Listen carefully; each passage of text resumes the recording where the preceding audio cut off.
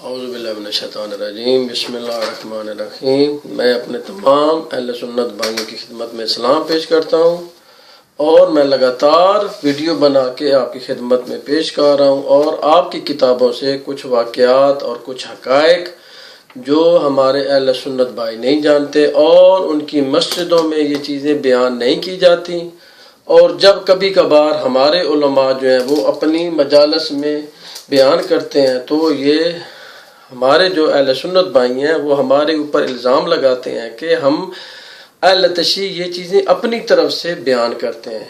تو میں ان کو حقائق دکھا رہا ہوں اور امید ہے کہ وہ میری یہ ویڈیو دیکھ کے اپنی کتابوں کو پڑھ رہے ہوں گے اور سب اس کے اوپر تحقیق کر رہے ہوں گے کہ یہ جو چیزیں میں بیان کر رہا ہوں یہ واقعی صحیح ہیں یا غلط ہیں۔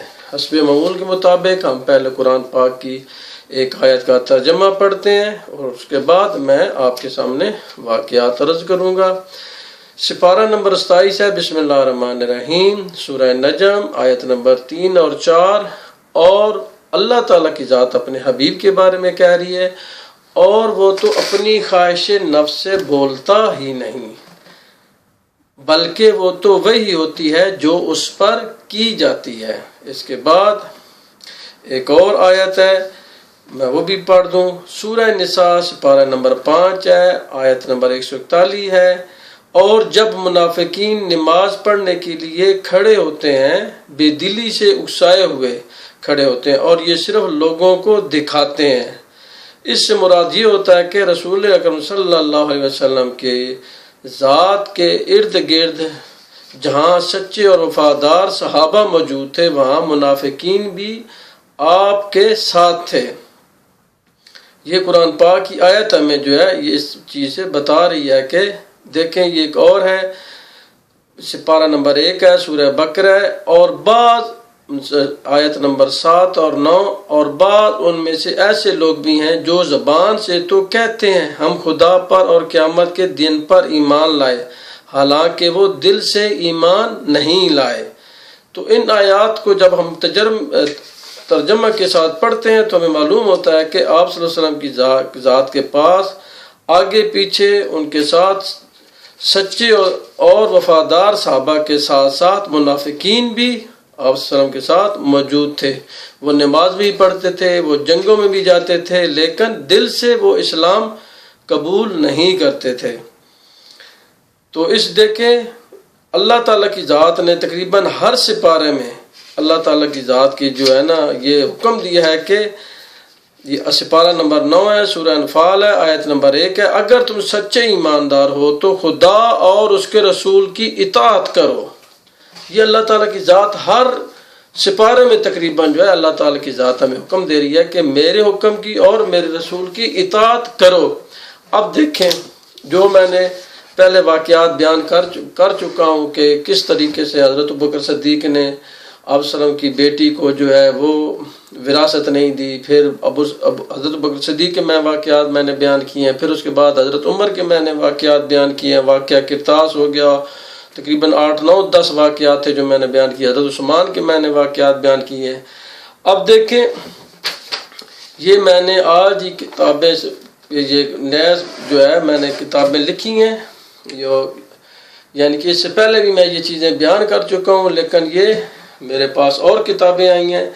دیکھیں میں نے اس وقت بھی آپ کو بتایا تھا اور چیلنج کیا تھا کہ اگر میرا کوئی بھی اہل سنت بھائی یہ مجھے ثابت کر کے دے کہ حضرت ابوبکر صدیق اور حضرت عمر اور حضرت عثمان نے آپ صلی اللہ علیہ وآلہ وسلم کے جنازے میں موجود تھے یا ان کے ساتھ ان کو دفن کرنے میں موجود تھے، تب بھی میں اہل سنت جماعت ہونے کے لیے تیار ہوں۔ اب یہ دیکھیں حضرت ابوبکر حضرت عمر آپ کی تدفین کے وقت وہاں موجود نہیں تھے اور جنازہ حضرت علی علیہ السلام نے پڑھایا تھا۔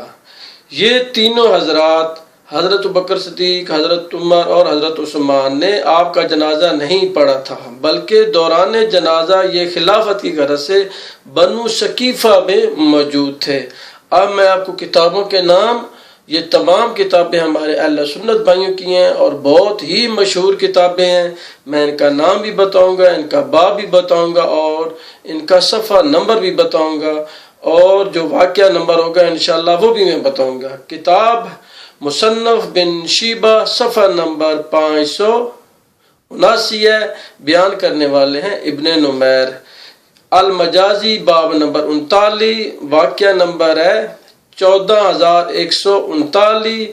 اشام بن عروہ کنز العمال ہے، جلد نمبر 5 ہے، صفحہ نمبر 652 ہے اور واقعہ نمبر جو بن رہا ہے 1439. طبع بیروت کی لکھی ہوئی ہے. اس کے بعد منتخب کنز العمال ہے، جلد نمبر 3 ہے، صفحہ نمبر 652 ہے اور واقعہ نمبر ہے 1413 ہے. طبع بیروت. یہ تمام کتابیں 1 2 3 4 کتابیں ہیں. یہ تمام کتابیں میرے اہل سنت بھائیوں کی ہیں اور بہت ہی بڑی کتابیں ہیں اور انہی لوگوں نے آپ کے دین کی بہت تبلیغ کی ہے اور اہل سنت مذہب کو بہت ہی پھیلایا ان لوگوں نے. تو خدا را آپ ان کتابوں کا مطالعہ کریں. دیکھیں میں بار بار یہی کہتا ہوں کہ اگر جب ہماری اہل سنت بھائیوں سے بحث ہوتی ہے تو وہ کہتے ہیں جی دیکھیں اگر یہ لوگ جنازہ پڑھتے تو قتل و غارت ہو جاتی، تو یہ ہو جاتا، تو وہ ہو جاتا، خلافت کا مسئلہ بن گیا تھا. صاحب جو ہیں دیکھیں یہ سب جو ہے نا، اب میں اگر کچھ کہوں گا تو آپ پھر ناراض ہو جائیں گے، یہ سب بیہودہ باتیں ہیں. کوئی بھی اگر دیکھیں کسی بھی ملک کا اگر کوئی بادشاہ فوت ہو جائے تو اس کی عوام جو ہے اس کو پہلے دفن کرتی ہے، اس کے بعد اس کا جو بیٹا ہوتا ہے یا جو بھی ہوتا ہے اس کو اس کا ولی عہد مقرر کیا جاتا ہے.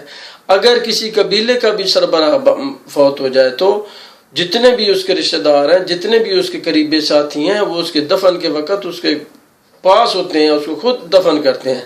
اب میں اپنے تمام اہل سنت بھائیوں سے یہ التماس کرتا ہوں کہ اپنے خدا کو حاضر ناظر جان کے بتائیں کہ کیا ان لوگوں نے یہ کام ٹھیک کیا تھا کہ آپ صلی اللہ علیہ وسلم کی ذات جو ہے وہ ابھی دفن بھی نہیں ہوئی اور یہ جو ہے ادھر بنو ثقیفہ میں بیٹھ کے بھائی تم خلیفہ بنو گے، میں خلیفہ بنوں گا، وہ خلیفہ بنوں گا. تو یہ دیکھیں یہ چیزیں جو ہیں یہ غور کرنے کے لیے ہیں. یہ اسلام جو ہے جذبات جو ہے نا یہ اسلام کو نہیں چاہیے. بات کریں دلائل سے. فرض کریں اگر آپ کے قبیلے کا کوئی بڑا جو ہے وفات پا جاتا ہے تو اس کے جتنے دوست یار ہوں گے، جتنے اس کے قریبی ساتھی ہوں گے، وہ آپ کو سہارا دیں گے، آپ کی وہ مدد کریں گے، آپ اس کو دفن کریں گے، پھر آپ کا وہ خیال کریں گے کہ بھائی بتائیں تمہارا باپ جو ہے وہ میرا دوست تھا، میرا اچھا یار تھا، تمہیں کوئی پریشانی ہو، تمہیں کوئی مسئلہ ہو تو بتاؤ. وہ آپ کی ہر قسم کی ہیلپ کریں گے. لیکن یہ تینوں افراد جو ہیں، یہ تینوں بڑے صحابہ ہیں کتابوں میں اور آپ کے سامنے، یہ بتائیں کہ یہ اس وقت کیوں نہیں موجود تھے. اور یہ چیزیں جو ہیں یہ آپ کی کتابوں سے جو ہے ہم پڑھتے ہیں. ہماری کتابوں میں یہ تو چیزیں موجود ہیں، وہ تو کنفرم موجود ہیں، لیکن یہ ہم جو ہے آپ کی کتابوں سے بھی یہ چیزیں پڑھ کے آپ کو سناتے ہیں تاکہ آپ کو معلوم ہو جائے. یہ چیزیں جو ہیں ان کے اوپر آپ جب غور کریں گے، پڑھیں گے تو تب آپ کو معلوم ہوگا کہ یہ تو بہت بڑا جو ہے اسلام کو نقصان پہنچا. اب یہ بتائیں کہ حضرت علی علیہ السلام کیوں نہیں گیا بنو ثقیفہ میں؟ اب آپ خود اندازہ لگائیں، جنگیں حضرت علی علیہ السلام نے لڑی، جو بھی جنگ جیتی حضرت علی علیہ السلام کی وجہ سے جیتی گئی ہے. جہاں رسول اللہ صلی اللہ علیہ وسلم کو ضرورت پڑی ہے حضرت علی علیہ السلام کو بلایا. تو بھائی جب آپ صلی اللہ علیہ وسلم کی ذات جو ہے وفات پاتی ہے تو بھائی یہ لوگ جو ہیں حضرت علی علیہ السلام کو بلا لیتے ہیں نا. یا تو چلا کہ اتنا مسئلہ خراب ہو گیا تھا تو حضرت علیہ السلام کی جو ہے ان سے مشورہ کرتے، بھائی رسول اللہ صلی اللہ علیہ وسلم کی ذات کو ہے 2-3 دن کے بعد دفن کر لیں گے. پہلے یہ مسئلہ بن گیا ہے، فلاں قبیلہ کھڑا ہو گیا ہے، یہ فلاں قبیلہ کھڑا ہو گیا ہے، تو پہلے اس مسئلے کو نپٹا لیتے ہیں، خون ریزی ہو جائے گی. لیکن یہ چیز ہمیں کسی جگہ کے اوپر نہیں ملتی. صرف جو ہے چند لوگ جو 3 صحابہ یہ تھے اور جو دوسرے جو ان کے طرفدار تھے، جو خلافت کی لالچ رکھتے تھے، وہ لوگ جو ہیں رسول اللہ صلی اللہ علیہ وسلم کی ذات سے جنازے سے یعنی کہ میت کو وہیں چھوڑ کے وہ چلے گئے تھے اور وہاں خلافت کی بانٹ چھانٹ ہو گئی تھی.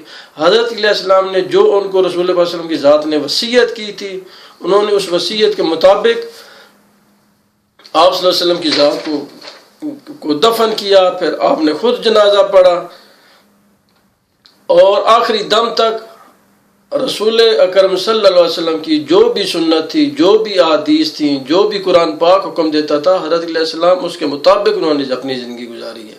اور کبھی بھی رسول اللہ پاک صلی اللہ علیہ وسلم کی ذات کو حضرت علیہ السلام نے کبھی نہ تو جب ان کی وفات ہوئی تب چھوڑا، اور جب آپ صلی اللہ علیہ وسلم کی ذات زندہ تھے تب بھی حضرت علیہ السلام جو ہے ہر جنگ میں وہ سب سے آگے ہوتے تھے اور سب سے بڑھ کے وہ جہاد کرتے تھے۔ حالانکہ آپ کو پتہ ہے احد کا واقعہ پتہ ہے کہ یہ سب افراد جو ہیں، یہ اصحاب جو ہیں، حضرت عمر، حضرت عثمان، یہ سب وہاں سے بھاگ گئے تھے جنگ احد کے۔ یہ قرآن پاک کا واقعہ ہے، آپ پڑھ سکتے ہیں قرآن پاک کا یہ واقعہ ہے کہ رسول اکرم صلی اللہ علیہ وسلم کی ذات کو یہ چھوڑ کے بھاگ گئے تھے۔